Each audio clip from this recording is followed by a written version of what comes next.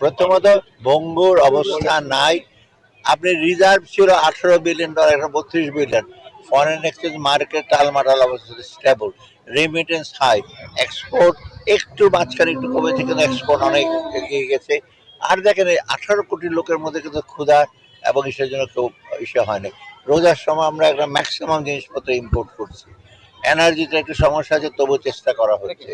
অতএব আপনার এটা খাদের কিনে চলে গেছে। আমি তো জানি কি অবস্থায় ছিল। আমি মাঝে মাঝে বলি বেতনও দিতে পারতাম না যদি আমরা এটা ইসে না করতাম। যে কোনো গভর্নমেন্ট আসলে নানা রকম ইসে প্রচুর করাপশন, অর্থ পাচার, এগুলো তো জানি আমরা কোথায় কোথায় হয়তো আনতে সময় লাগছে, কারণ প্রসেসটা তো এখন। আর অনেকে বলতে আইসিইউতে ছিল, আইসিইউ থেকে এখন কেবিনে গেছে মোটামুটি ভালো জায়গায়, কেবিন থেকে বাসায় যাবে এই সরকারতে।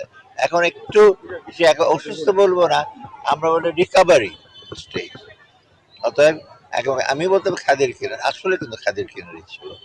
ভেতরের অবস্থা কিন্তু কোন পৃথিবীর এতগুলো দেশের মধ্যে কোন দেশ এইরকম অবস্থা পড়েছে। ইন্দোনেশিয়া পড়েছে, তারপর মালয়েশিয়া, সেখান থেকে কাটিয়ে, ওরা তো অনেক সময় লেগেছে, 5 বছর। আমরা 1.5 বছরে কাটিয়ে আসছি, আবার আগামী সময় ওরা দ্রুত এটা কাটিয়ে